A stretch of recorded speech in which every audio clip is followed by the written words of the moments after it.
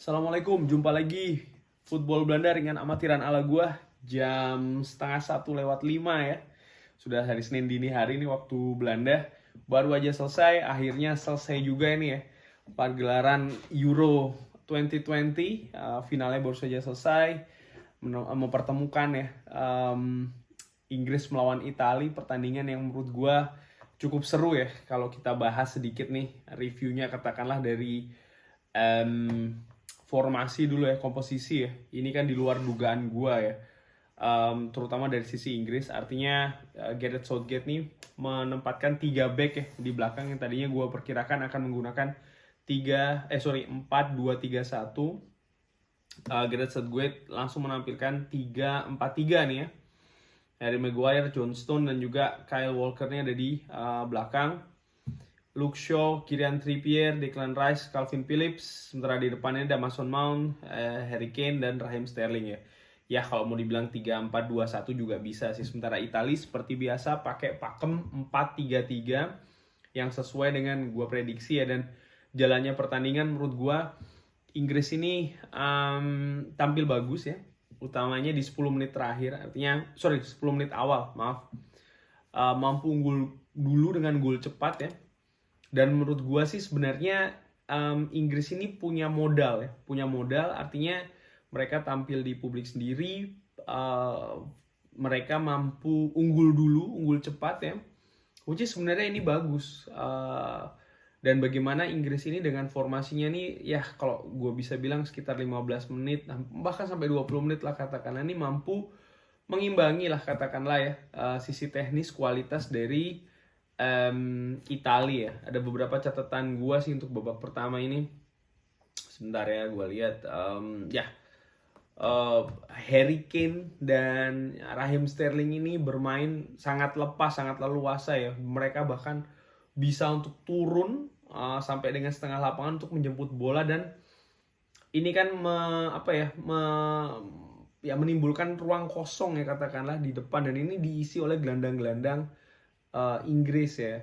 Catatan gue lagi adalah Harry Kane ini juga yaitu tadi ya, dia benar-benar berperan tidak sebagai ujung tombak, tapi bahkan sesekali menjadi playmaker ya dengan ikut membagi bola, karena itu tadi ya, ketika dia tarik ke tengah banyak ruang kosong, dan ini dimasukin oleh sayap-sayap Inggris. Beberapa kali Harry Kane dengan bagus mampu mendistribusi bola ke sayap-sayap Inggris ya, dan menurut gue ini cukup berhasil begitu loh. Sayap kanan dari Italia nih ya, Federico Chiesa ini benar-benar tidak jalan katakanlah ya, lebih banyak dikantongi lah katakanlah oleh seorang Luke Shaw yang menurut gue malam ini tampil luar biasa ya, terlepas dari golnya dia itu cherry on the topnya ya, tapi penampilan konsisten Luke Shaw hampir sepanjang pertandingan ini menurut gue sangat-sangat luar biasa ya. Ya setelahnya sih gue ngelihat Italia ini juga menunjukkan kualitasnya, pelan-pelan yang mampu menata. Mentalitasnya kelihatan banget, Italia punya mental. Setelah menit ke-30 ke atas mereka berhasil pelan-pelan menata kembali ya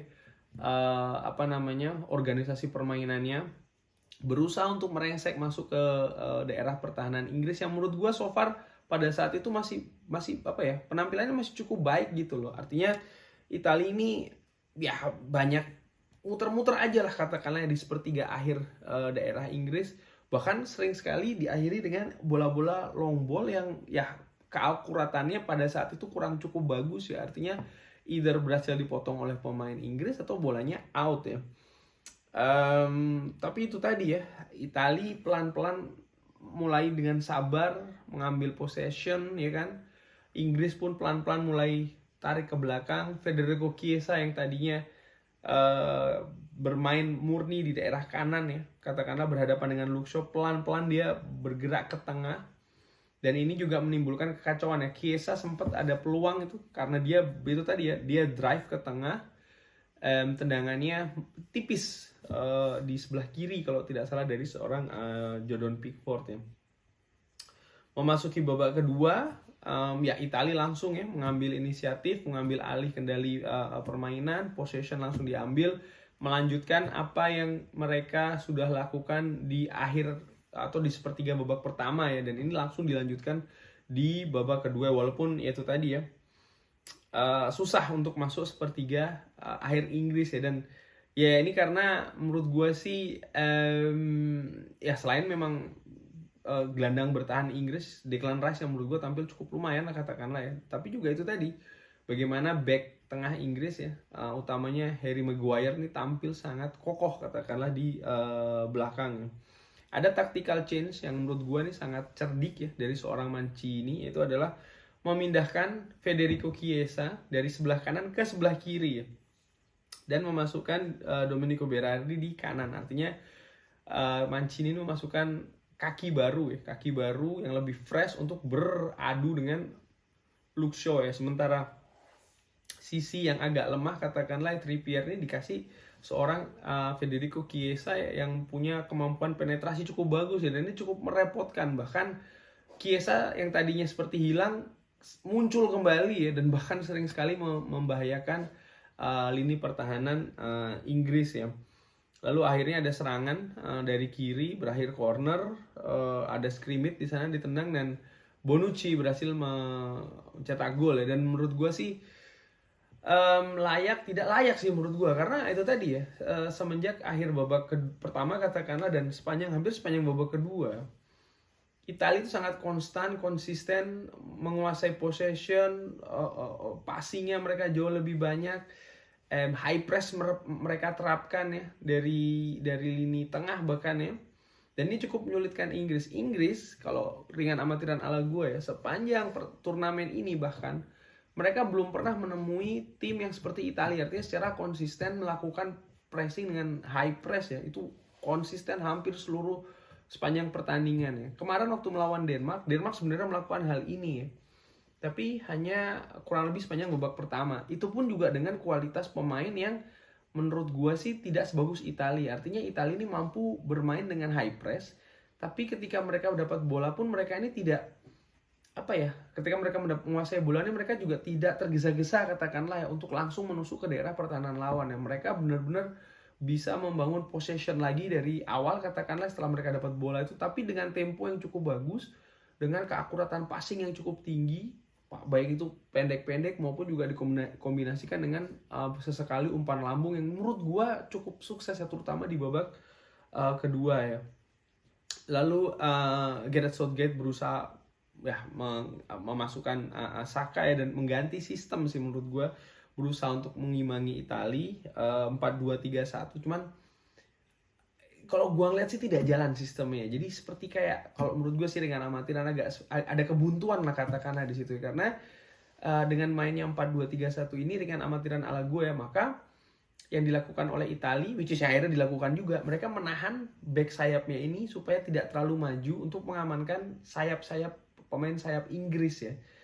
Dan di depan mereka dengan 3 pemain itu berhasil membuat back sayap Inggris itu akhirnya juga sulit untuk maju ya, untuk masuk ke pertahanan Italia. Yang ada justru akhirnya stuck di tengah ya, dan kebetulan Italia ini sudah pegang kendali di tengah, jadi ya tinggal melanjutkan aja perubahan yang dilakukan oleh Gareth Southgate ini tidak jalan begitu ya.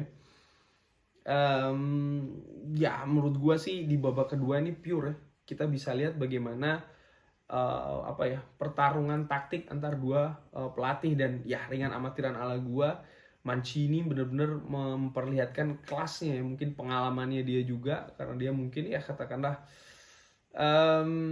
mungkin lebih ada pengalaman ya katakanlah, mungkin lebih luas pengalamannya katakanlah, dan ini benar-benar diperlihatkan di babak kedua gimana yaitu tadi dia mengganti taktikal dan yang tepat ya taktiknya. Pun juga harus kredit diberikan kepada mental pemain Italia, walaupun ketinggalan dulu, walaupun mereka bermain di Wembley, tapi mereka bisa bermain tenang. Dan ini sudah gue bahas di preview gue ya, bahwasannya Italia ini punya keunggulan dari sisi non teknis, dalam hal ini adalah mental bertanding ya. Lalu masuk babak perpanjangan, Italia menguasai pertandingan ya. Inggris tetap kesulitan untuk melakukan counter, sempat mendapatkan beberapa peluang dari bola mati. Karena itu tadi ya, untuk membangun serangan dari dari secara sistematis lah katakanlah, Inggris cukup kesulitan dengan pressing ketat Italia yang luar biasanya. Masuk babak perpanjangan masih terus bisa ya. Baru ketika berpanjangan babak kedua nih, Inggris bisa lebih agresif, bisa lebih menguasai ya bisa lebih pegang kendali lah katakanlah di permainan ya. Kalau gua ngelihat ini dari statistik ya, sebentar gua mau buka statistik total aja ya. Jadi overall ini possession dikuasai oleh Italia ya, 66 berbanding 34. Total shots 19 berbanding 6 ya, bayangkan. On target 6 berbanding 2. Big chances 3 berbanding 1. Big chances missed 2 berbanding 0 ya. Ya menurut gua, lalu kalau gua ngeliat jumlah passing juga ya, 822 berbanding 424, bayangkan 50%-nya ya Italia berhasil unggul ya, artinya 2 kali lipat 100%, hampir 100%, artinya hampir 2 kali lipat dari jumlah passing Inggris ya. Luar biasa mendominasi dengan keakuratan. Ini juga yang menarik ya, keakuratan passing Italia itu 89% dengan jumlah yang tadi lebih banyak itu ya, berbanding Inggris 319%, hanya 75%, bayangkan 89% berbanding 75% ya. Luar biasa sih menurut gue ini ya. Kenapa bisa seperti ini? Dan possession loss, terakhir possession loss Italia 156, Inggris lebih banyak 171. Kenapa kok bisa seperti itu? Tadi gue bilang pressing ketat, pressing tinggi yang dilakukan oleh pemain-pemain Italia ya. Dan kalau tadi di adu penalti sih ya ringan amatiran ala gue ya, ketika masuk ke adu penalti that's 50-50, yaitu 50-50. Sebenarnya sih menurut gue Italia itu lebih punya kesempatan untuk mengakhiri pertandingan ini sebelum masuk ke adu penalti ya, karena mereka lebih dominan, lebih banyak menguasai bola, bahkan untuk menciptakan peluang ya. Gue sempat nge-tweet, gue bilang dengan masuknya ke babak adu penalti ini sebenarnya Inggris yang lebih diuntungkan. Karena kenapa? Itu tadi di permainan terbuka ya, Inggris lebih banyak tertekan gitu loh. Jadi mereka menaikkan peluangnya yang tadinya sempat turun karena lebih banyak dikuasai oleh Italia menjadi 50-50 ya. Dan ya, but again, adu penalti, anything could happen ya. Italia sempat gagal di penendang pertama kan ya. Kalau tidak salah Berardi masuk, Belotti gagal, Maguire bagus penaltinya masuk, Bonucci, Rashford dan Jadon Sancho ya, yang sempat dimasukkan di perpanjangan babak kedua, bahkan di penghujung pertandingan sebelum adu penalti ya. Ya gue sempat nge-tweet sih, artinya ini akan sangat beresiko ya bagi pemain itu sendiri. Gue nggak nyalain Southgate, artinya ya bisa jadi memang itu skema yang disiapkan Southgate yang mungkin skema ini sudah melalui, katakanlah sudah dilatih ya. Menurut gue sah-sah saja sih. Di dunia sepak bola kan sering ya ada ketika adu penalti pemain yang eksekutor itu dimasukkan, bahkan mengganti kiper. Ingat Piala Dunia di Brazil, Belanda sering mengganti Tim Krul kan, ketika akan ada adu penalti Tim Krul dimasukkan. Menurut gue sah-sah saja sih, cuman yang jadi kekhawatiran gue adalah itu tadi ya, mudah-mudahan tidak terjadi bahwasanya Jadon Sancho dan Marcus Rashford sama-sama gagal. Ya kita tahu lah media Inggris itu kan agak ganas ya, dan setelah ini kan mereka akan ke Manchester United gitu loh. Pun juga dengan Bukayo Saka ya, apalagi dia masih muda. Menurut gua sih ya semoga mental pemainnya kuat, nomor 1. Nomor 2 adalah, dan ini gua percaya sih, baik klub masing-masing ini pasti punya treatment lah katakanlah untuk memprotek pemainnya ya, terutamanya dari manajernya masing-masing. But anyway, balik lagi ke final turnamen ini, luar biasa Italia ya. Sekali lagi mereka unggul teknis dan juga non teknis di final ini. Selamat Italia yang menurut gue juga tampil dengan sangat konsisten ya. Dari penyisian grup mereka mampu sapu bersih, masuk ke knockout. Sempat mereka kesulitan menghadapi Austria ya, karena mereka, gue sempat lihat wawancaranya di beberapa pemain Italia mengatakan kenapa mereka sempat kesulitan, karena inilah pertama kali setelah berapa tahun mereka mampu melangkah ke babak knockout ya. Dan ya mereka mampu menuntaskan Austria walaupun sempat memberikan kesulitan. Menghadapi tim favorit Belgia, mereka mampu tampil tenang, menang meyakinkan. Menghadapi Spanyol, luar biasa mentalitas pemain, masuk ke adu penalti. Sepanjang pertandingan tertekan oleh Spanyol, masuk ke adu penalti dengan percaya diri yang bagus dan mampu menuntaskannya. Sekarang di final mereka menang atas tuan rumah Inggris yang kalau gua ngeliat di beberapa media cukup diunggulkan bahkan ya, karena satu dan lain hal. Sementara Inggris sendiri menurut gua ya ini pencapaian luar biasa bagi Inggris setelah 55 tahun akhirnya mampu ke final ya, di major turnamen. Tampil di publik sendiri menurut gua apa yang disajikan Inggris sepanjang turnamen ini walaupun tidak selalu atraktif, tapi menurut gua sih cukup menghibur lah katakanlah dari sisi hasil ya, terutama untuk fans-fansnya, karena kan ya mereka menang di penyisian grup 2 kali, seri sekali melawan Scotland, lalu setelahnya mereka mampu mengalahkan tim kuat Jerman ya. Ini merupakan kredit tersendiri juga bagi Gareth Southgate dan juga timnya. Lalu menang meyakinkan melawan Ukraine, dan ya kemarin menghentikan langkah kejutan Denmark dan tampil di final. Menurut gua ya ini progres yang bagus sih bagi timnas Inggris ya, yang selama ini gua saksikan kan sering gagal di grup bahkan, ataupun tidak bisa melangkah jauh di babak knockout. Dan kalau kita lihat ya secara fair, skuad Inggris ini masih muda-muda. Setelahnya ini kan ada kualifikasi Piala Dunia, tahun depan itu ada Piala Dunia. Feeling gue sih Inggris kemungkinan besar akan lolos. Jadi masa depan tim ini cerah ya. Justru yang menjadi pertanyaan gue adalah Italia. Kenapa? Tahun ini kualifikasi, tahun depan Piala Dunia Qatar. Bonucci dan Chiellini, jantung pertahanan yang malam ini tampil cukup cemerlang ya, terutama Chiellini. Sudah bertambah usia gitu loh. Gua menantikan apa yang akan dilakukan oleh Mancini. Apakah akan terus mempertahankan Bonucci dan Chiellini atau mengganti dengan pemain baru, tapi siapa ya? Gue belum melihatnya. Ya kurang lebih begitu review final Piala Eropa 2020 ya. Preview perkiraan gue benar, gue sampaikan di preview kalau gue lebih mengunggulkan Italia.